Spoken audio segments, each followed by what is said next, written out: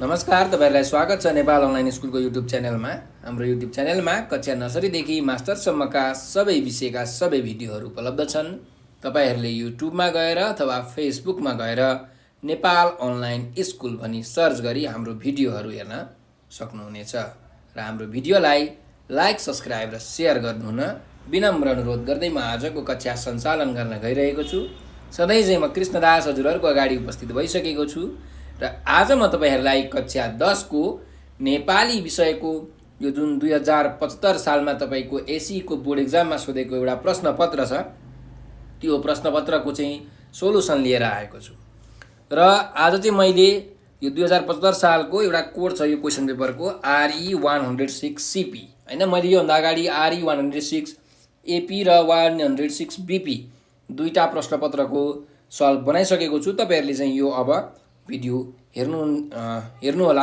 यो चाहिँ म अहिले RE106 CP भन्ने यो जुन कोड छ यो कोडको चाहिँ क्वेशन पेपरको सोलुसन बनाउन गइरहेको छु र मैले चाहिँ यसको व्याकरणको जुन सोलुसन छ प्रश्न नम्बर 1 देखि प्रश्न नम्बर 10 सम्मको सोलुसन बनाएर भिडियो हालिसकेको छु। त्यो भिडियो तपाईहरुले सर्च गरेर हेर्न सक्नुहुन्छ भने अहिले चाहिँ म जुन यसको साहित्यको पाटो छ प्रश्न नम्बर 11 देखि तपाईहरुलाई गराउन गइरहेको छु। त सुरु गरौँ आजको हाम्रो यो कक्षा प्रश्न नम्बर 11 बाट। दिएको गद्यांश पढी सोधिएका प्रश्नको उत्तर लेख्नुहोस् भनेको छ। गद्यांश भनेको गद्य प्लस अंश, यो दुईटा शब्द मिलेर गद्यांश बनिन्छ। गद्य भनेको जुन कुरा हामीले लयबद्ध तरिकाले लय हालेर गाउन सक्दैनौं त्यसलाई हामी भन्छौं गद्यांश। त यो गद्यांशको एउटा सानो छोटो अंश यहाँ दिएको छ, त पढौं। चराहरू आकाशमा जता मन लाग्छ उतै उडेको देख्दा मान्छेलाई पनि उड्ने इच्छा लाग्थ्यो, तर इच्छा गरेर मात्र मान्छे सजिलै उड्न सक्दैन थियो। उड्न सकिन्छ भन्ने पक्का पत्यार पनि मान्छेमा थिएन। हुन त हाम्रो समाजमा देवता, राक्षस र परीहरू मात्र होइन, साधारण मानिसहरू पनि उडेका अनेकौं दन्तीय कथाहरू प्रचलित छन्। रामायणमा समेत लङ्काका राजा रावणसित पुष्पक विमान थियो, जसमा राम उनकी पत्नी सीतालाई राखेर आफ्नो राजधानी अयोध्या उडेर फर्के भन्ने बयान पनि छ। आधुनिक विज्ञानको उन्नति भएपछि भने साँच्चै नै मान्छे आकाशमा चरा जस्तै उडेर एक ठाउँबाट अर्को ठाउँमा जान थालेको छ। हिँडेर जानु पर्दा महिनौं लाग्दा पनि पुग्न नसकिने ठाउँमा आज हामी केही घण्टामै उडेर सजिलै पुग्न सक्छौं। संसारलाई आवत जावतका लागि यस्तो सुविधा दिने वायुयान सर्वप्रथम विक्रम सम्मत 1960 मा मात्र बनेको हो। लियोनार्दो दा भिन्ची नै पहिला मानिस हुन् जसले मान्छे उपयुक्त यन्त्र बनाएर पक्का उड्न सक्छ भनेर पत्यार गरेका थिए। उनको समयमा पेट्रोल पत्ता नलागिसकेकाले उनले आफूले यान उडाउन भने सकेनन्।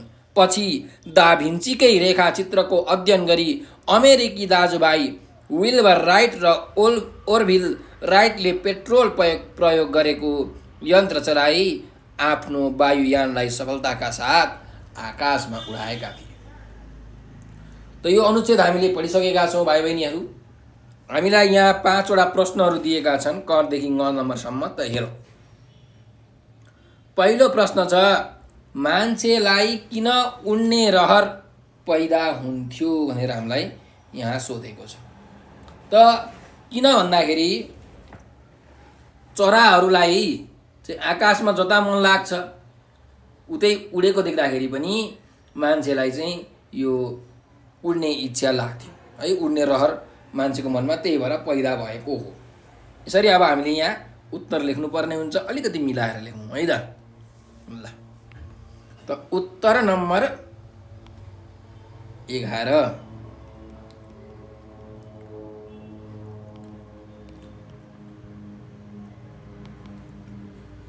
को कमा जाउँ।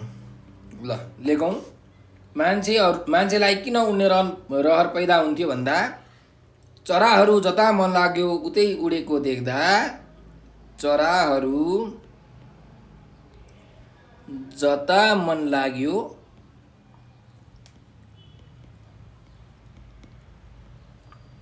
उतै उडेको देख्दा देख्दा मानिसलाई उड्ने रहर पैदा हुन्थ्यो। मानिसलाई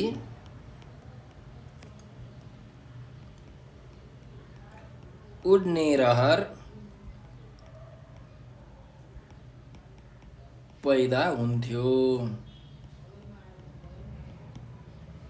ल अब अर्को प्रश्नमा जाउँ भाइ बहिनीहरू। अर्को प्रश्न छ, वायुयानका सम्बन्धमा रामायणमा कस्तो वर्णन छ भनेर हामीलाई सोधेको छ।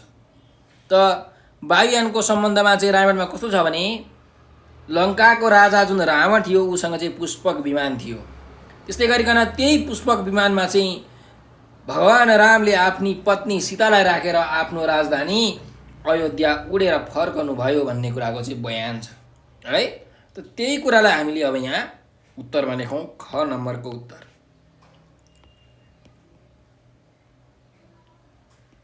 त वायुयानका सम्बन्धमा रामायणमा कस्तो वर्णन छ भन्दा, लङ्का राजा रावणसित पुष्पक विमान रहेको, लङ्काका राजा रावणसित पुष्पक विमान रहेको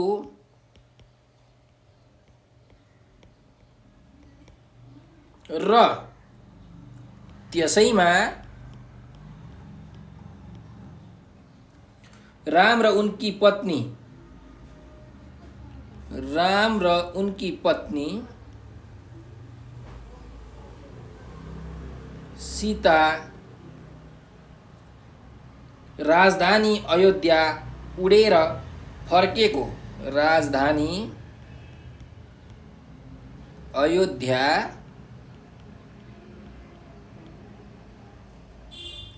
उडेर फर्केको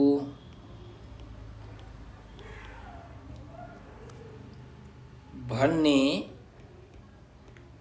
वायुयानका सम्बन्धमा रामायणमा वर्णन छ।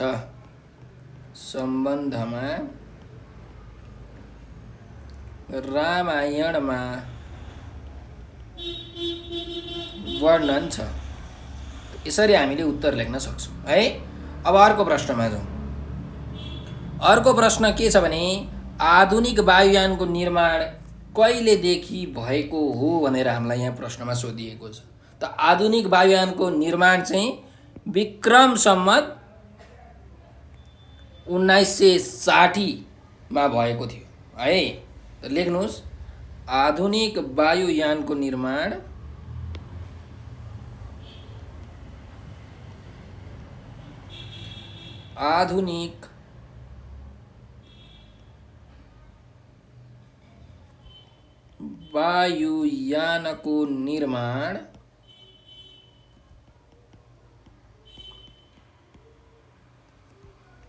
विक्रम सम्वत 1960 बाट भएको थियो।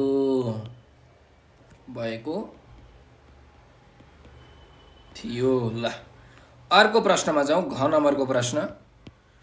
लियोनार्दो दा भिन्ची किन सम्झिने प्रतिभा हुन् भनेर भनेको छ। त लियोनार्दो दा भिन्चीले के गरेका थिए त, सर्वप्रथम चाहिँ यो मान्छे उड्ने यन्त्र बनाएर चाहिँ पक्का उड्न सकिन्छ भन्ने कुरा पत्ता लगाएका थिए है।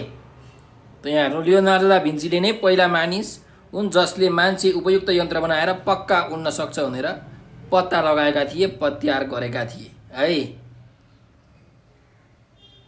त्यही भएर चाहिँ लियोनार्दो दा भिन्ची भनेको एकदमै सम्झिने प्रतिभा हुन् भनेर हामीले लेख्न सक्छौँ।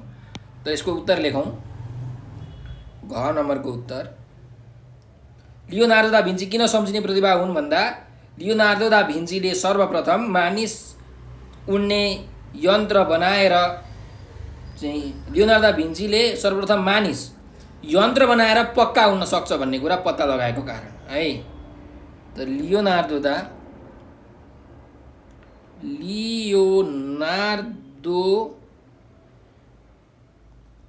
दा भिन्चीले सर्वप्रथम मानिस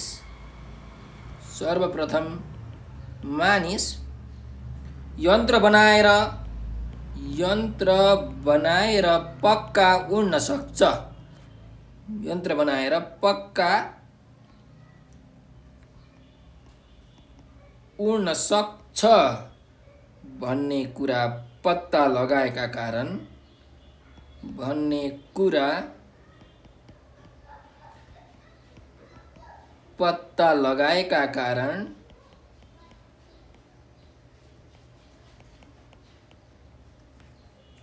उनी सम्झिने प्रतिभा हुन् है। उनी सम्झिने प्रतिभा हुन्। यसरी उत्तर लेख्न सक्छौँ है त। त्यस्तै गरिकन अब अर्को प्रश्नमा जाउँ।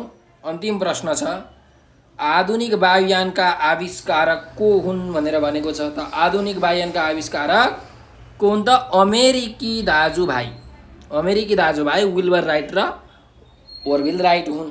त लेख्नु पर्यो ग नम्बरको प्रश्नको उत्तर। आधुनिक वायुयानका आविष्कारक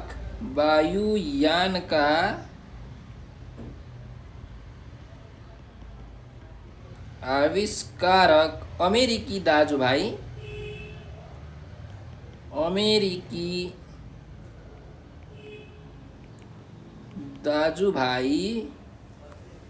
विल्बर राइट र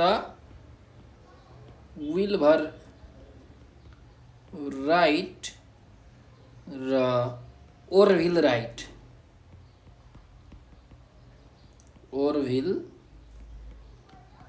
राइट हुन्। यसरी हामीले उत्तर लेख्न सक्छौँ है। ल अब अर्को प्रश्नमा जाउँ। अर्को प्रश्न रहेको छ हामीलाई 12 नम्बरको प्रश्न हेर्नुहोस् है त। तलको गद्यांशबाट 4वटा बुँदा टिपी सारांश लेख्नुहोस् भनेर भनेको छ। त हामीलाई 4वटा बुँदा टिपेर चाहिँ यसको सारांश लेख्नुपर्ने छ। त हेरौँ, जीवनलाई सार्थक बनाउन योजना, सङ्घर्ष, त्याग र समर्पण चाहिन्छ। क्लारा जेटकिन त्यस्तै योजना, सङ्घर्ष, त्याग र समर्पणले जीवनलाई सार्थक बनाउन समर्थ भइन्। महिलालाई अधिकार सम्पन्न बनाउने र समान कामका लागि पुरुष सरह पारिश्रमिक दिनुपर्छ भन्ने मान्यता स्थापना गराउने काममा क्लाराको महत्त्वपूर्ण योगदान रहेको छ। राज्य सञ्चालन राजनीतिक दलहरू मार्फत हुने तर राजनीतिक पार्टीहरूमा महिलाको उपस्थिति नरहने अवस्थाका विरुद्ध क्लाराको सङ्घर्ष अविस्मरणीय छ। आज राज्यका हरेक तहमा महिलाको समान सहभागिताको कुरालाई जोडतोडले उठाउने गरिन्छ। यसको प्रणेता क्लारा नै हुन्। महिला हक हितका लागि महिला मात्र होइन पुरुष पनि लाग्नुपर्छ भन्ने मान्यता स्थापित गराउन पनि क्लाराको योगदान रहेको छ। त्यसरी नै व्यवहारिक शिक्षा र सहशिक्षाका विचारलाई स्थापित गर्न पनि उनको योगदान रहेको छ। जस्तो सुकै कठिन अवस्थामा पनि नआत्तिने र आफ्नो उद्देश्यमा दृढ रहने सङ्घर्षशील नारीका रूपमा क्लारालाई सम्झिने गरिन्छ। व्यक्तिगत स्वार्थलाई त्यागेर सामूहिक हितमा आफ्नो जीवन समर्पण गरेकै कारण क्लारा जेटकिन अमर छिन् भनेर हामीलाई एउटा यहाँ अनुच्छेद दिएको छ। यो क्लारा जेटकिनको चाहिँ जीवनीबाट साबर गरिएको हो। त अब हामीले यसमा बुँदा टिप्नुपर्ने छ, 4वटा बुँदा, र यसलाई सारांश गर्नुपर्ने छ। सारांश लेख्नुपर्ने छ भनेको सार अंश लेख्नुपर्ने छ। चुरो कुरो, गुदी कुरो, मुख्य भाव, मूल भाव के हो त यसले भन्न खोजेको कुरा त्यो हामीले लेख्नुपर्ने छ। त पहिला बुँदाहरू टिपौँ। ल हेरौँ बुँदाहरू। उत्तर नम्बर 12 को उत्तर हो यो। त बुँदाहरू तपाईहरुले उत्तर लेख्दाखेरि यसरी लेख्नु पर्यो है, बुँदाहरू भनेर। ल पहिलो बुँदा हामीले के लेख्न सक्छौँ भन्दाखेरि क्लारा जेटकिनको जीवन योजना, सङ्घर्ष, त्याग र समर्पणले सफल भएको हो भनेर हामीले यहाँ सुरुमै पढेका छौँ है। त्यही भएर त्यो एउटा बुँदा हामीले यहाँ टिप्न सक्छौँ। लेख्नुहोस् क्लारा जेटकिनको जीवन योजना सङ्घर्ष त्याग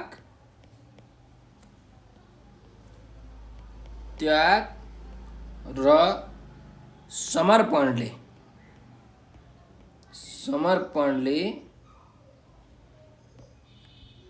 सफल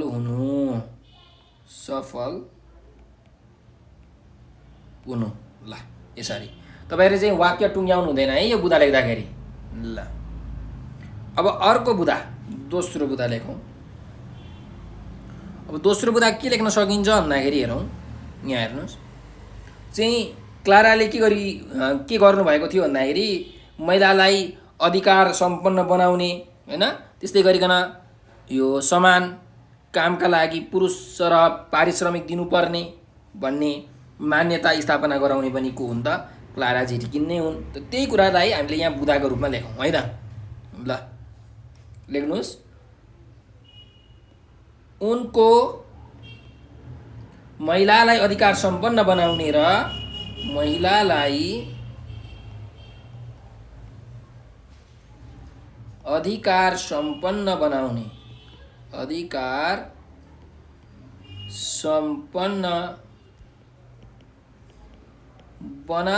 र समान कामका लागि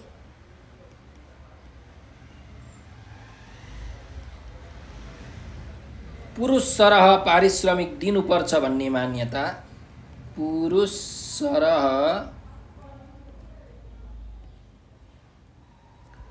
पारिश्रमिक भनेको चाहिँ स्यालेरी भन्नुहुन्छ नि तपाईहरु, त्यही हो। पारिश्रमिक दिनुपर्छ भन्ने मान्यता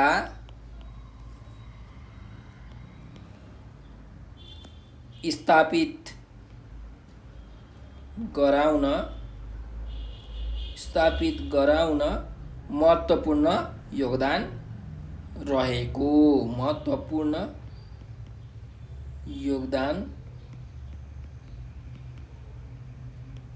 छ। क्लाराको महत्त्वपूर्ण योगदान रहेको छ, त्यही भएर रहेको भनेर यसरी लेख्नु होला है त। अब जाउँ तेस्रो बुदामा। तेस्रो बुदामा हामीले के लेख्न सक्छौँ भन्दाखेरि जुन यो राज्य सञ्चालनको कुरा हामीले यहाँ गर्न सक्छौँ। हेर्नुहोस्, राज्य सञ्चालन चाहिँ राजनीतिक दलहरू मार्फत हुन्छ, तर राजनीतिक पार्टीहरूमा महिलाको उपस्थिति चाहिँ हुँदैन थियो त्यतिखेर। हो त्यस्तो अवस्थामा चाहिँ महिला मात्रै होइन, के अरे यो पुरुष पनि चाहिँ लाग्नुपर्छ महिलाको हक हित अधिकारको लागि भनेर उनले भनेका थिइन् है। त यही कुरा हामीले यहाँ लेख्न सक्छौँ है। यहाँ पनि छ हेर्नुहोस्, महिलाका हक हितका लागि महिला मात्र होइन पुरुष पनि लाग्नुपर्छ। त यही दुईटा कुरालाई हामीले जोडेर एउटा बुदा टिप्न सक्छौँ है। त टिपौँ, राज्य सञ्चालनमा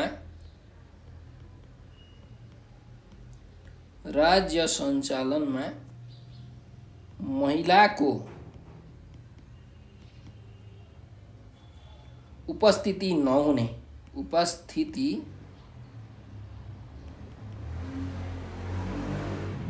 नहुने र महिला हक हितका लागि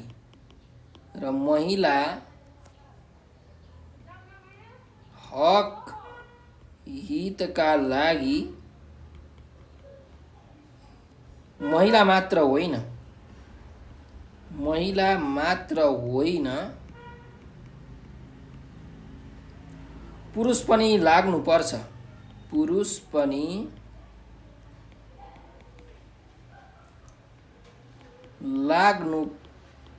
भन्ने मान्यता स्थापित गराउनु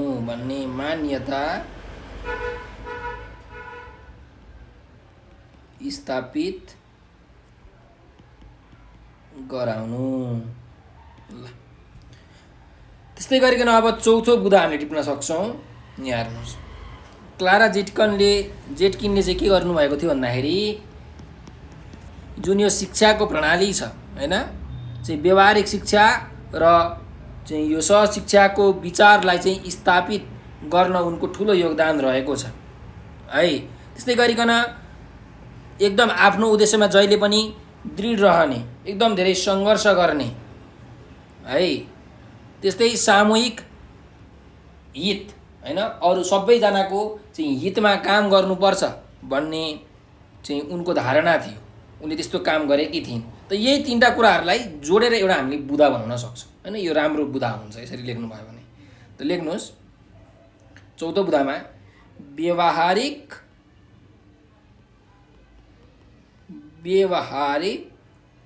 तथा सहशिक्षाका विचारलाई स्थापित गराउन सहशिक्षाका विचारलाई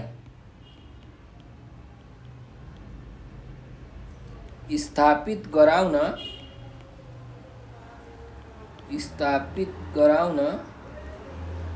दृढ रही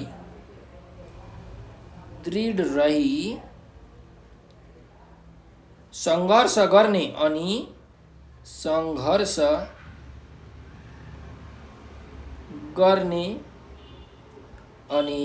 सामूहिक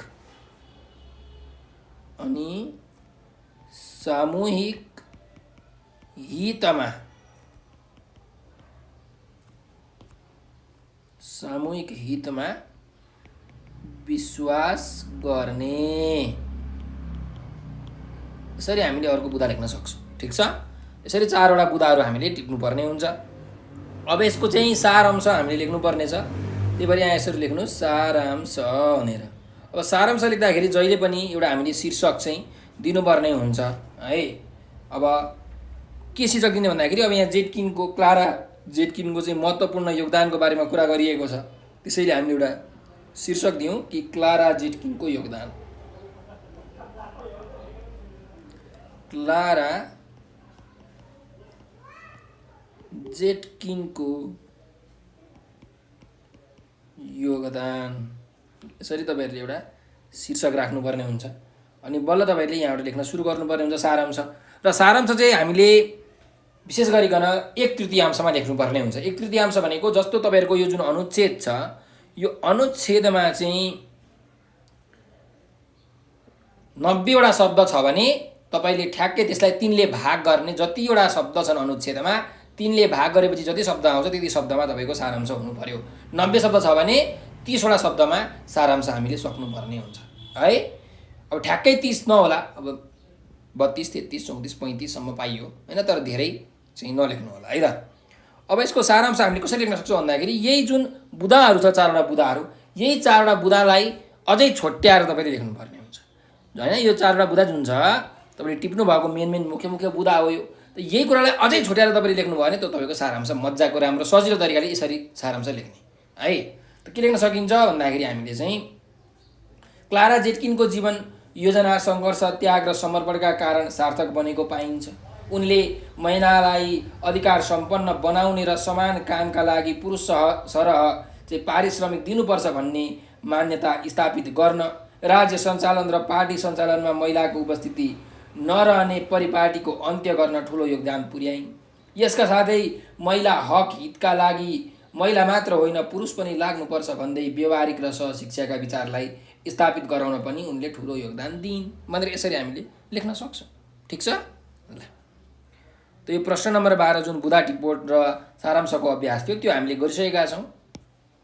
अब भाइ बहिनीहरू अर्को चाहिँ अभ्यासमा जाउँ, अर्को प्रश्नमा जाउँ। हेर्नुहोस्, कुनै एक प्रश्नको उत्तर दिनुहोस् भनेर भनेको छ 13 नम्बरमा। त पहिलो प्रश्न के छ भन्दाखेरि दिएका बुधाहरूका आधारमा कथा लेखी शीर्षक दिनुहोस् भनेर भनेको छ। अब यो कथा लेख्ने भनेको चाहिँ सबैभन्दा घिउ क्वेसन, सबैभन्दा सजिलो प्रश्न हो। यहाँ कुराहरू बुधाहरू दिएको हुन्छ, त्यही बुधालाई चाहिँ अलिकति केन्द्र बनाएर हामीले मजाले कथा लेख्नुपर्ने हुन्छ र एउटा शीर्षक चाहिँ राम्रो शीर्षक दिनुपर्ने हुन्छ। त हेरौँ के छ। एकजना विद्यार्थी हुनु, गुरुसँग चाहिँ आश्रममा बसेर ज्ञान लिने प्रयास गर्नु त विद्यार्थीले। अनि विद्यार्थी अत्यन्त अल्छी स्वभाव देखाउनु, केही सिक्न असमर्थ हुनु, सिक्न नसक्नु हैन, गुरु तथा सहपाठीहरूबाट चाहिँ तिरस्कृत हुनु, एक दिन आश्रमबाट भाग्नु, भाग्दै जाँदाखेरि एउटा पँधेरोमा पुग्नु, धारोको छेउछाउका ढुङ्गामा ससाना खोबिल्टाहरू देख्नु, केका खोबिल्टा हुन् भनी पँधेर्नीसित सोध्नु, पानी भरेका गाग्रीका खोबिल्टा हुन् भनी पँधेर्नीबाट थाहा पाउनु, दिनको प्रयास र मिहिनेतबाट कार्य सफल हुने कुराको बोध गर्नु, आश्रम फर्कनु, गुरु र साथीसँग मिलेर परामर्श गरी कडा परिश्रमका साथ अध्ययनमा लाग्नु, एउटा प्रख्यात विद्वानका रूपमा सफलता प्राप्त गर्नु, परिश्रमबाट सफलता पाइने सन्देश। यसरी एउटा परिश्रमबाट चाहिँ हामी सफल हुन सक्छौँ भन्ने खालको चाहिँ एउटा एक कथा रहेछ हैन। अब यही कुरालाई चाहिँ हामीले मजाले कथामा लेख्नु पर्यो। कसरी लेख्ने म तपाईँलाई भन्छु, तर एउटा तपाईँले शीर्षक दिनुपर्ने हुन्छ। के शीर्षक दिनुहुन्छ भन्दाखेरि परिश्रमको त राम्रो फल हुन्छ नि त, त्यही भएर शीर्षक दिनुहोस् परिश्रमको फल। तपाईँले अरू पनि शीर्षक दिन सक्नुहुन्छ है, राम्रो तरिकाको शीर्षक छ भने दिनु होला। मलाई चाहिँ यो परिश्रमको फल शीर्षक राम्रो लाग्यो। अब यसको कथा कसरी लेख्न सकिन्छ भन्दाखेरि कुनै सहर नजिकै एउटा आश्रम थियो। त्यहाँ ऋषि परम्परा अनुसार आश्रमको व्यवस्थापन गरिएको थियो। त्यस आश्रममा एकजना अल्छी विद्यार्थी बस्ने गर्थे। उनी गुरुसँग आश्रममा बसेर ज्ञान लिने प्रयास गरे झैँ गर्थे। उनलाई ज्ञान लिन भित्रैबाट मन लागिरहेको थिएन। उनी निकै अल्छी स्वभावका थिए। गुरुले जति सिकाउन खोजे पनि उनी सिक्न असमर्थ भइरहेका थिए। गुरु तथा सहपाठीका बीचमा उनी तिरस्कृत हुँदै गए। एक दिन उनलाई आश्रममा बस्न मन लागेन। उनी आश्रमबाट सुटुक्क भागे। भाग्दै जाँदा उनी एउटा पँधेरामा पुगे। पँधेरामा पानी भर्नेहरू आउजाउ गर्थे। त्यहाँ पानीको धारो पनि थियो। धारोको छेउछाउमा ढुङ्गाहरू थिए। ती हरेक ढुङ्गाहरूमा ससाना खोबिल्टाहरू देखिन्थे। ती खोबिल्टाहरू देखेर विद्यार्थीले पँधेर्नीसित सोधे, दिदी हजुर यी खोबिल्टा के कारणले भएका हुन्? पँधेर्नी दिदीले सहज रूपमा उत्तर दिइन्।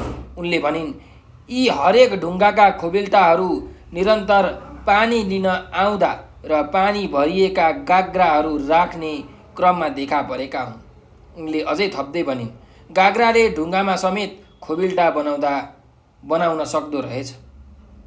पँधेर्नीको कुरा सुनेर विद्यार्थी छक्क पर्यो।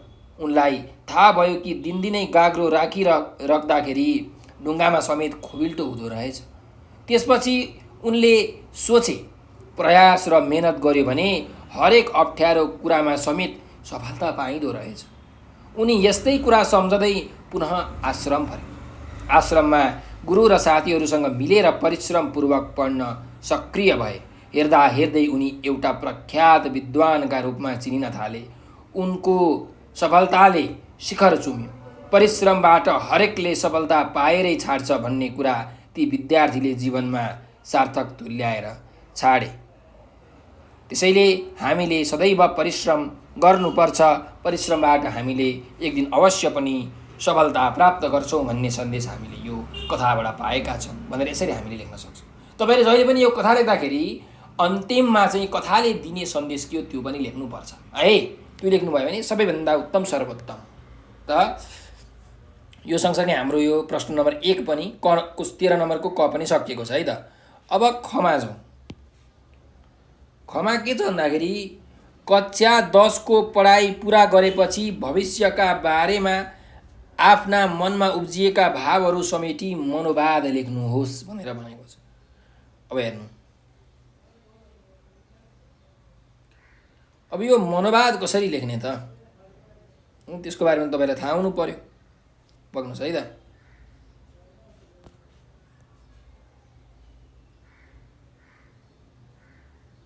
ल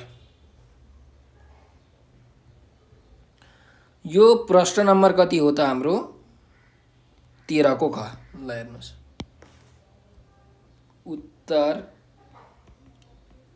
13 को ख।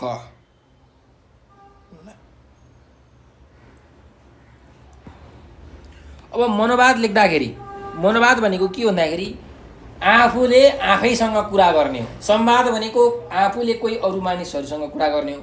मनोवाद भनेको चाहिँ आफूले आफैसँग मनभित्रसँग कुरा गर्ने हो। मनसँग वाद विवाद गर्ने भएकाले यसलाई मनोवाद भनिन्छ। त मनोवाद लेख्दाखेरि जहिले पनि कुन ठाउँमा अथवा कुन स्थानमा त्यो मनोवाद चाहिँ लेखिराखिएको हो हैन, अथवा मनोवाद भइरहेको छ त्यो हामीले लेख्नुपर्ने हुन्छ। मनोवाद लेख्दाखेरि जहिले पनि स्थान कहाँ हो त त्यो लेख्नु पर्यो। त्यस्तै गरिकन कति बजेको कुरा हो, कति समय के हो, कति बजेको थियो समय लेख्नु पर्यो। त्यस्तै गरिकन कसले चाहिँ यो मनोवाद लेखिरहेको छ, कसले यो सोचिरहेको छ, मनसँग वाद विवाद गरिरहेको छ, त्यो पात्रको नाम पनि हामीले लेख्नुपर्ने हुन्छ है। यसरी लेखेर तपाईँहरूले अनि सुरु गर्नुपर्ने हुन्छ। जस्तो कि यहाँ कक्षा 10 को पढाइ पुरा गरेपछि भविष्यका बारेमा आफ्ना मनमा उब्जिएका भावहरू समेटी मनोवाद लेख्नुहोस् भनेको छ। अब कहाँ लेख्ने भन्दाखेरि अब कतिखेर उब्जिएको भाव हो त यो भन्दा राति हैन, विशेष गरिकन राति हो। अब त दिनको समय पनि हुनसक्छ, त समय भनेको त राति भइहाल्यो। राति कति बजे, ल मानिलिउँ 10 बजेतिर हैन, सुत्ने बेला यहीखेर हो भनेपछि स्थान कहाँ हो त, सुत्ने कोठामा हो। अब पात्र को हो त, अब पात्र कोही एकजना थियो होला हैन, ल नवीन भट्टराई एकजना पात्र। अब कक्षा 10 को चाहिँ पढाइ पुरा भइसकेपछि भविष्यको बारेमा आफ्नो मनमा के भावहरू उब्जिए त त्यो हामीले लेख्नुपर्ने छ। त लेखौँ, सुन्नुहोस् है त। नवीन भट्टराई कक्षा 10 को अन्तिम परीक्षाको तयारीमा जुटेका छन्। उनी मेहनती र जेहेनदार विद्यार्थी हुन्। पढाइसकेपछि भविष्यमा के बन्ने होला भन्ने बारेमा मनमा तच्चाड मच्चाड गरी कुरा खेलाउन थाल्छन्। यो चाहिँ तपाईँले कोष्टकमा लेख्नु पर्यो अनि बल्ल सुरु गर्नु पर्यो। जीवन बडो जटिल रहेछ। बुवा त भन्नुहुन्थ्यो अहिले पढाइमा खुब ध्यान देऊ, पछि पछुताउनु पर्ला। भविष्यको बारेमा त अहिलेदेखि नै सोच्नु राम्रो हुन्छ कि क्या हो। पढाइ सकेर विदेश जाने साथीहरू पनि थुप्रै देखिएका छन्। विदेश गएर पनि के हुनेवाला छ र, बरु आफ्नै देशमा बसेर समाज सेवाको काममा लाग्नु उचित होला। सेवा नै परम धर्म भन्छन्। सेवा जस्तो ठुलो धर्म केही हुँदैन। गाउँमा यति धेरै समस्या छन्। हाम्रो समुदायमा त तिलक प्रथाले सबैलाई दुःख दिएको छ। यस्तो प्रथा 21औं शताब्दीमा कलङ्ककै रूपमा रहेको छ।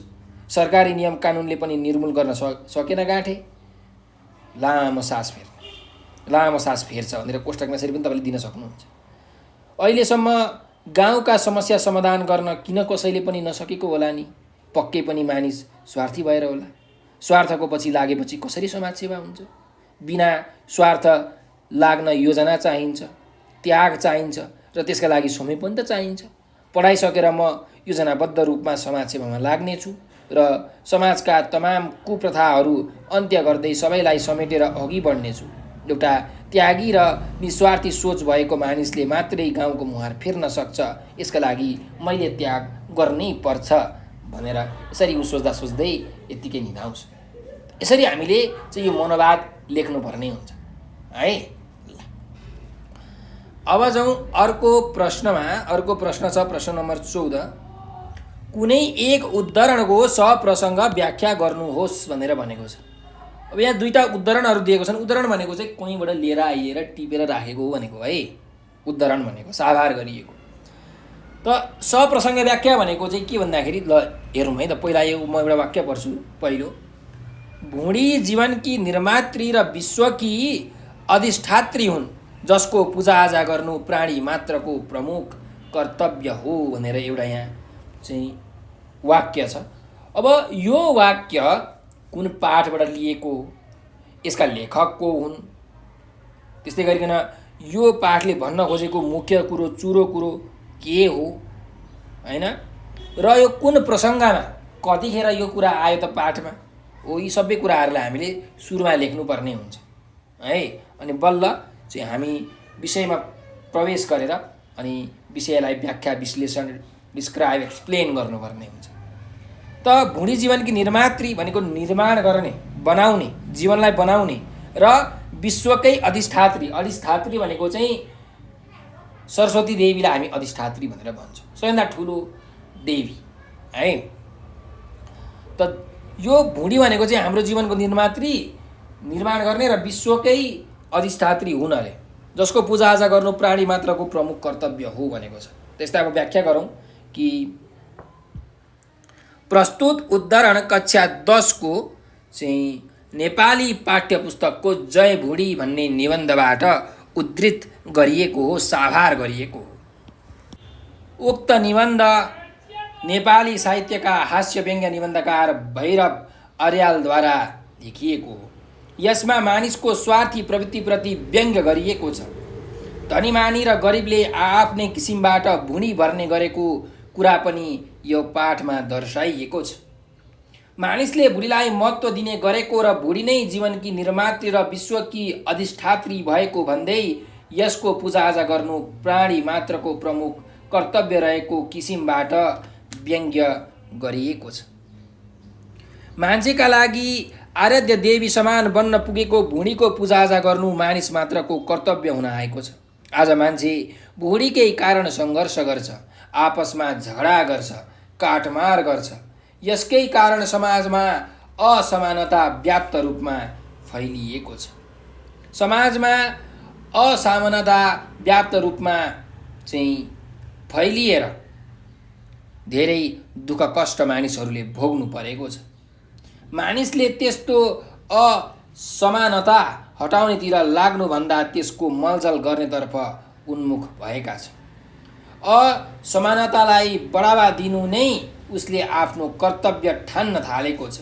त्यसैले निबन्धकार असमानता पूजक बन्न नबिर्सौँ भन्दै यहाँ एकदम तीखो व्यङ्ग्य गर्दछन् भनेर हामीले यसको व्याख्या गर्न सक्छौँ। त्यस्तै गरिकन अब हामी अर्को वाक्यमा जाउँ। हेरौँ यहाँ के भनेको छ, यो युद्ध तिमीले जित्यौ किनकि तिम्रा भाइ लक्ष्मण तिम्रो पक्षमा थिए भनेर भनेको छ। अब यो उदाहरण चाहिँ हामीलाई जन्मभूमि भन्ने जुन पौराणिक कथा छ, रामायण महाभारत कथा हो, त्यो कथाबाट चाहिँ लिएको हो है। त्यसरी तपाईँले सुरु गर्न सक्नुहुन्छ कि माथि दिएको विशिष्ट एवं भावपूर्ण गद्यांश कक्षा 10 को नेपाली किताबको जन्मभूमि शीर्षकको पौराणिक कथाबाट उद्धृत गरिएको हो। अयोध्याका आदर्श राजा रामले रावणलाई युद्धमा परास्त गरी विजय प्राप्त गरेपछि उनका भाइ लक्ष्मण ज्यादै खुसी भएका थिए। अपहरणमा परेकी भाउजू सीता मुक्त हुनु र लङ्कामाथिको विजय नै लक्ष्मणका लागि खुसीको विषय बनेको थियो। त्यस युगकै सर्वाधिक वीर भनेर चिनिएका इन्द्रजितलाई समेत उनले युद्धमा पराजित गरेका थिए। यी सबै कुराले खुसी मान्दै गरेका लक्ष्मणलाई रावणले मर्ने बेलामा आफ्नो बहादुरीको प्रशंसा गरेको सम्झेर उनी झनै खुसी भएको सन्दर्भ उल्लेख गर्ने क्रममा उक्त अंश प्रस्तुत गरिएको हो। रावण युगकै वीर र विद्वान पनि थियो। घमण्ड, लोभ, लालच र अनैतिक क्रियाकलापका कारण उसले दुर्दशा बेहोर्नु पर्यो। रावण र राम र लक्ष्मणमा भएको अद्भुत शक्ति र सामर्थ्य पहिचान गर्न सक्ने खुबी रावणमा थियो। राम र रावणको युद्धमा रामले मात्रै जित्ने सम्भावना कम थियो। त्यस युद्धमा रावणका पक्षमा युगकै सर्वाधिक वीर पुरुष मानिएका इन्द्रजित थिए। उनको बल र सामर्थ्य अद्वितीय थियो। त्यस्ता पुरुषलाई लक्ष्मणले पराजित गरेका थिए। यसको मूल्याङ्कन रावणले गरेको थियो। सारा लोकले राम र रावणको युद्धमा रामले जितेको कुरा सहजै गर्छन्, तर उनका साथमा इन्द्रजित जस्ता शक्तिशाली व्यक्तिलाई पराजित गर्ने लक्ष्मण नभएका भए युद्ध जित्न रामलाई सजिलो थिएन। यसरी रावणले लक्ष्मणमा भएको विशिष्ट र अद्वितीय सामर्थ्यको यहाँ प्रशंसा गरेको पाइन्छ। यहाँ बहादुरीको प्रशंसा र त्यसको सही मूल्याङ्कनलाई आकर्षक भाषा शैलीमा प्रस्तुत गरिएको छ। अप्रत्यक्ष रूपमा रामभन्दा लक्ष्मणलाई शक्तिशाली पात्रका रूपमा चित्रण गरिएको छ। यही आशय बुझेर लक्ष्मण अत्यन्त हर्षित भएको भावलाई उक्त अंशमा प्रस्तुत गरिएको पाइन्छ भनेर हामीले यसको व्याख्या गर्न सक्छौँ। त्यस्तै गरी भाइ बहिनीहरू, अब हामी अर्को प्रश्नमा जाउँ। प्रश्न नम्बर 15 छ, हेर्नुहोस्। तलका कुनै 2 प्रश्नको उत्तर दिनु भनेर भनेको छ। हामीलाई चाहिँ यहाँ प्रश्नहरू दिएका छन् हैन, तर 2टा प्रश्नको चाहिँ हामीले उत्तर लेख्नु पर्नेछ। त क नम्बरको प्रश्न हेरौँ के छ। तलको कथांश पढी अन्त्यमा सोधिएका प्रश्नको उत्तर दिनुहोस् भनेर भनेको छ। त एउटा कथांश छ। यो कथांश चाहिँ हाम्रो यो माउजङ बाबु साहेबको कोट भन्ने जुन पाठ छ हाम्रो नेपालीको अन्तिम पाठ हो, त्यो पाठबाट चाहिँ यहाँ उद्धृत गरिएको एउटा सानो अंश यहाँ दिएको छ र तल हामीलाई चाहिँ यहाँ प्रश्नहरू छ, 2टा प्रश्नहरू छन् है। त यो हरेक प्रश्न चाहिँ 4 मार्क्समा 4 अङ्कमा सोधिएको हो। तपाईँले यसको उत्तर लेख्दाखेरि चाहिँ जुन पाठमा कुराहरू तपाईँहरूले पढ्नु भएको छ त्यसको आधारमा तपाईँहरूले दिनुपर्ने हुन्छ है। यो सानो अंश जुन यहाँ छ यसले तपाईँलाई अलिकति सहायता गर्छ, हेल्प गर्छ। त हेरौँ, माउजङ बाबु साहेबले अब उत्कण्ठापूर्वक मन्त्रीजी आउने दिनको उद्विग्न प्रतीक्षा गर्न थाले। एक एक गरी मुस्किल साथ त्यो दिन पनि आयो। मन्त्रीज्यू बिहान 11 बजे नै आइपुग्नु भयो र साँझ 4 बजे उहाँको सम्मानमा आयोजित जलपान पार्टीमा बाबु साहेबलाई पनि जानुपर्ने थियो। बिहानै दारी खौरन लगाई, जुगाको काटछाट मिलाई, नुहाई धुवाई माउजङ बाबु साहेब तयार भएर बसे। ठीक 3 बजे लगाउने दौरा सुरुवाल इत्यादि लगाई तमाकु खाँदै बसिरहे। 3:30 बजे घरबाट निस्कने बखत प्लास्टिकको प्याकिङ खोली कोट झिकियो। कोट त्यही हो भनेर कसैले चिन्न नसकिने भइसकेको थियो भनेर यहाँ हामीलाई एउटा सानो अंश दिएको छ। अब यहाँ हेरौँ, पहिलो प्रश्न के छ भने माउजङ बाबु साहेब किन व्याकुल भएका हुन् भनेर भनेको छ। त जुन यो हाम्रो कथा छ हैन, माउजङ बाबु साहेबको कोट भन्ने, यो चाहिँ एउटा राणाकालीन हैन चाकरीवाजको प्रतिनिधि पात्र हुन्। पात्रको रूपमा यहाँ चाहिँ यो माउजङलाई राखेर तिनको मनको स्थितिबारे व्याख्या विश्लेषण गरिएको छ, स्थितिबारे यहाँ देखाइएको छ, दर्शाइएको छ एउटा कोटको सन्दर्भलाई लिएर। त भवानी भिक्षुद्वारा लिखित माउजङ बाबु साहेबको कोट कथाका माउजङ राणाकालीन चाकरीवाजका प्रतिनिधि पात्र हुन्। उनी राणाहरूका इमान्दार र विश्वासिला पात्र हुन्। उनी आफूभन्दा माथिल्लो तहका राणा साहेब वा मन्त्रीहरूको चाकरी गर्न सिपालु थिए। उनी मन्त्रीको सवारी हुँदा तलमाथि हुने हो कि भनी निकै चिन्तित बनेका थिए। निकै दिनदेखि मन्त्रीको सवारी हुने कुराले उनलाई खुबै पिरोलेको थियो। जनताको काममा भन्दा माथिल्लो तहका मानिसहरूको सेवामा तल्लीन रहने तत्कालीन चाकरी प्रथालाई माउजङ बाबु साहेबका माध्यमबाट देखाइएको छ। मन्त्रीको सवारीका लागि निकै प्रतीक्षा गर्नु परेको र चाकरीमा केही कमी कमजोरी हुने हो कि भनी माउजङ बाबु साहेब व्याकुल भएका थिए भनेर यसरी हामीले उत्तर लेख्न सक्छौँ है। 7-8 लाइनमा तपाईँले यसको उत्तर लेख्न सक्नुहुन्छ है त। धेरै छोटो उत्तर पनि नलेख्नु होला है, र समयलाई ख्याल गर्नु होला। समय सापेक्ष आफ्नो उत्तरहरू लेख्न सक्नुहुन्छ तपाईँले।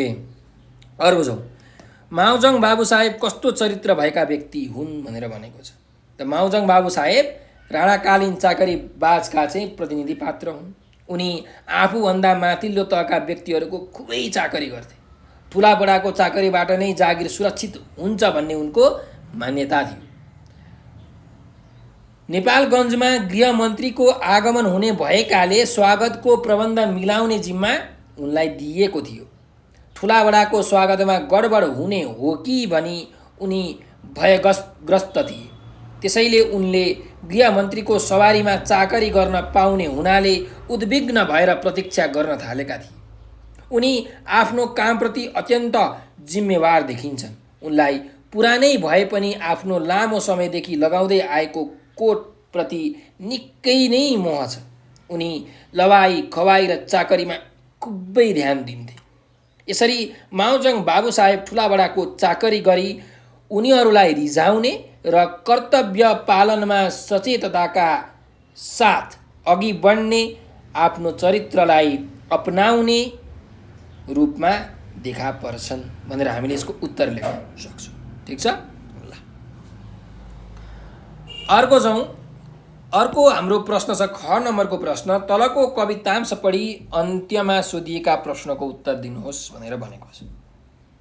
अब यहाँ हामीलाई यो जुन कविता छ म सडक बोल्दैछु भन्ने कविता पारिजातद्वारा लिखित यो कविता चाहिँ हामीलाई यहाँ दिएको छ। यो एउटा चाहिँ गद्य कविता हो हैन, यसलाई गाउन सकिँदैन, तर चाहिँ गति यति र लय मिलाएर चाहिँ तपाईँहरूले पढ्न चाहिँ सक्नुहुन्छ। यो कवितांश पढौँ अनि यहाँ हामीलाई दिएको जुन प्रश्नहरू छन् ती प्रश्नहरूको हामीले उत्तर पनि लेख्नुपर्ने हुन्छ है त। लेखौँ, पढौँ। मलाई झुर सडक, खत्तम र रद्दी सडक भन्नेहरू, आफूलाई कुखुराको गुलाबी फुल सम्झेर सुरक्षित घुमफिर गर्नेहरू, जसलाई सोध्नु पर्ने हो उहीसँग सोध सडक किन यस्तो भयो। जसलाई सोध्नु पर्ने हो उहीसँग सोध सडक किन यस्तो भयो। यसरी हामीले चाहिँ यसलाई वाचन गर्न सक्छौँ। त अब यहाँ हामीलाई प्रश्न छ। पहिलो प्रश्न, माथिको कवितांशमा मानिसको चरित्रलाई कस्तो देखाइएको छ भनेर हामीलाई सोधेको छ है। त सडक आफै के हो त? निर्जीव वस्तु हो। सडक बोल्न सक्दैन, हिँड्न सक्दैन है। यो सडकलाई चाहिँ मानिसहरूले जथाभावी प्रयोग गरेर बिगार्ने काम गरेका छन्। कसले? मानिसले नै। त्यही सडकलाई मान्छे चाहिँ कस्तो झुर सडक, खत्तम सडक, रद्दी सडक भन्दै गाली गर्छन्। सडक आफै झुर, खत्तम, रद्दी त हुने होइन। यसलाई सडकलाई जथाभावी प्रयोग गर्दा हैन, यसको निर्माणमा ख्याल नगर्दा यसको अवस्था कमजोर हुने हो। यसरी माथिको कवितांशले चाहिँ मानिसको चरित्रलाई अरूको दोष देखाउने र आफूले चाहिँ उपद्रव गरिरहने किसिमको चरित्र यहाँ देखाइएको छ मान्छे हैन। जहिले पनि दोष चाहिँ कसलाई लगाउने त? अरूलाई लगाउने, सडकलाई दोष लगाउने, कस्तो झुर सडक भनेर। तर आफूले गल्ती गरिरहेको त्यो चाहिँ नदेख्ने भए। आफूले चाहिँ त्यत्रो गाडी घोडा कुदाएको छ, आफू हिँडेको छ सडकमा, त्यो सबै खत्तम बनाएको कसले हो त? मान्छेले हो। त मान्छेको हो यस्तो चरित्रलाई चाहिँ यहाँ विश्लेषण गरिएको छ, देखाइएको छ, दर्शाइएको छ है। आफूले चाहिँ गल्ती गर्ने तर दोष चाहिँ अर्कोलाई दिने है। त यही कुरालाई चाहिँ तपाईँहरूले मिलाएर उत्तरमा लेख्न सक्नुहुन्छ है। ल, त उत्तर पनि यसरी लेख्नुहोस् कि सडक आफैमा निर्जीव वस्तु हो। यसलाई जथाभावी प्रयोग गरेर बिगार्ने काम मानिसले गर्छ। त्यही सडकलाई मानिस झुर, खत्तम र रद्दी भन्दै गाली गर्छन्। सडक आफै झुर, खत्तम र रद्दी हुने होइन। यसलाई जथाभावी प्रयोग गर्दा र यसको निर्माणमा ख्याल नगर्दा यसको अवस्था कमजोर हुने गर्छ। यसरी माथिको कवितांशमा मानिसको चरित्रलाई अरूको दोष देखाउने र आफूले चाहिँ उपद्रव गरिरहने किसिमको रहेको कुरा देखाइएको छ भनेर लेख्न सक्नुहुन्छ है। अर्कोमा जाउँ। यस कविताको मूल भाव के हो भनेर भनेको छ। जुन यो हाम्रो म सडक बोल्दैछु भन्ने चाहिँ कविता छ, यो कविताको मूल भाव के हो भने सचेत र बुद्धिमान मानिएको मानिसको चरित्रमाथि व्यङ्ग्य गर्नु नै उक्त चाहिँ कवितांशको मूल विचार हो। उक्त कविताको मूल भाव आफै जथाभावी प्रयोग गर्ने र निर्जीव वस्तु मानिएको सडकलाई गाली गर्ने प्रवृत्ति मान्छेमा देखिन्छ। यो मानवीय कमजोरी हो। हरेक मानवमा भएको यो कमजोरी हो। यस्तो कमजोरी देखाउन पाउँदा चाहिँ मानिस गर्व गर्छ। अरूको कमजोरी देखाउन पाउँदा मान्छे ओहो के किन गरे चाहिँ भए उसलाई हुन्छ। मान्छेले गर्व गर्नुको कुनै अर्थ छैन, कुनै तुक छैन। मान्छेले आफ्नो कमजोरी सच्याएर अघि बढ्नु चाहिँ आवश्यक छ। आफ्नो कमजोरीलाई सुधार गर्नु एकदम महत्त्वपूर्ण छ। यही कुरा नै यो चाहिँ कविताको मूल भाव भनेर हामीले लेख्न सक्छौँ। ठिक छ। ल, अब अर्को प्रश्नमा जाउँ। ग नम्बरको प्रश्न छ, हेरौँ। तल दिएको निबन्धांश पढी अन्त्यमा सोधिएका प्रश्नको चाहिँ उत्तर दिनुहोस् भनेको छ। यो चाहिँ हामीलाई थान्का भन्ने जुन पाठ छ त्यसबाट चाहिँ यो अंश निबन्धांश यहाँ दिएको छ र यहाँ दुईटा प्रश्नहरू पनि छ। निबन्धांश पढौँ पहिला। थान्का कलाको उत्कृष्ट रूप हुँदै हो, साथसाथै यो सुन्दर प्रविधि पनि हो। यसका लागि सर्वप्रथम सरेस बनाइन्छ। सरेस भनेको जनावरको छाला पानीमा उमालेर बनाइएको चिप्लो बाक्लो झोल हो। त्यसपछि सरेसमा कमेरो माटो हालेर पकाइन्छ र एक प्रकारको गम जस्तो माड तयार पारिन्छ। त्यो माडलाई फ्रेममा तन्काइएको सेतो कटन वा सिल्क कपडामा दलिन्छ र सुकाइन्छ। यसरी बनाइएको कपडालाई तन्काएर 3-4 पटकसम्म चिप्लो ढुङ्गा वा शङ्खले घोटिन्छ। यसो गर्दा कपडा चिल्लो हुन्छ र चित्र कोर्न योग्य बन्छ भनेर यसरी एउटा चाहिँ यो कवितांश हामीलाई दिएको छ, सरी निबन्धांश हामीलाई दिएको छ। अब प्रश्न हेरौँ के छ, थान्काका विशेषताहरू के हुन् भनेर भनेको छ। जुन यो थान्का चित्रकला छ यसको विशेषता के हो त भन्दा थान्कालाई कलाको उत्कृष्ट रूप मानिन्छ। यसलाई सरेसका माध्यमबाट बनाइन्छ। सरेस भनेको थान्का चित्र बनाउन प्रयोग गरिने एक प्रकारको वस्तु हो। जनावरको छाला पानीमा उमालेर बनाइएको चिप्लो बाक्लो झोललाई नै सरेस भनिन्छ। त्यही बाक्लो झोलमा कमेरोको माटो हालेर माड तयार गरिन्छ। यस्तो प्रविधिबाट बनाइएको थान्का चित्रहरू बौद्ध दर्शनका आधारभूत मान्यतामा केन्द्रित हुन्छन्। अतः थान्कालाई नेपाली मौलिक चित्रकलाका रूपमा स्वदेशी शैलीमा दार्शनिक मान्यतामा आधारित चित्र मान्न सकिन्छ। वस्तुतः यसका विशेषताहरू पनि यिनै हुन् भनेर हामीले यसको उत्तर लेख्न सक्छौँ। त्यस्तै गरिकन भाइ बहिनीहरू अब अर्को प्रश्न छ, थान्का चित्र बनाउनका लागि के कस्तो पूर्व तयारी आवश्यक छ त? थान्का जस्तो कलाको उत्कृष्ट नमुना तयार गर्न धेरै कुराको आवश्यकता पर्दछ। फ्रेममा तन्काएर राखेको सेतो कटन वा सिल्क कपडामा सरेस दलेर सुकाइन्छ। जब त्यस कपडालाई तन्काएर 3-4 पटकसम्म चिल्लो ढुङ्गा वा शङ्खले घोटिन्छ तब त्यो कपडा चिल्लो हुन्छ। त्यसपछि मात्र थान्का कोर्न त्यो कपडा योग्य बन्छ। सेतो कटन वा सिल्क कपडा आफैमा खस्रो हुने र त्यस्तो कपडामा थान्का कोर्दा कलाको उत्कृष्ट रूप बन्न नसक्ने भएका कारण चित्र बनाउने कपडामा सरेस दल्नुपर्छ। त्यही सरेससँग कमेरो माटोको प्रयोग गरेर थान्का चित्र बनाउनका लागि पूर्व तयारी गरिन्छ भनेर यसरी हामीले उत्तर लेख्न सक्छौँ है। अब अर्को प्रश्नमा जाउँ। यदि तपाईँ क्लारा जेटकिनको ठाउँमा हुनुभएको भए महिला शक्तिकरणका कार्यलाई कसरी सम्पादन गर्नुहुन्थ्यो, तर्क दिनुहोस् भनेर भनेको छ।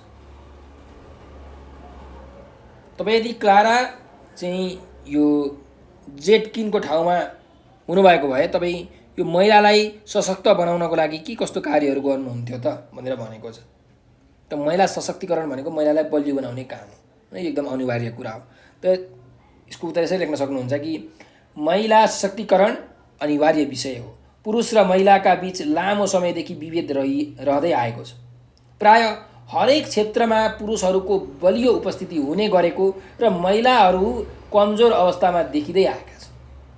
सन् 1857मा जन्मिएकी क्लारा जेटकिनले महिलाहरूमाथि हुने गरेका भेदभावहरू बुझ्न थालिन्। उनले समाजमा महिलामाथिको विभेद भएको कुरा ठुलो समस्याका रूपमा बुझे। महिलाहरूले मतदान अधिकार नपाउनु, पुरुषको अनुमति बिना घर बाहिर जान नपाउनु, सम्पत्तिमाथि अधिकार नपाउनु र राजनीतिमा प्रतिबन्धित हुनु परेको जस्तो समस्याहरूलाई उनले नजिकबाट बुझे। यहाँसम्म कि श्रमिक महिलाहरूले घर र कारखाना दुवैतिर उत्पीडन भोग्नु परेको कुरा पनि उनले थाहा पाइन्।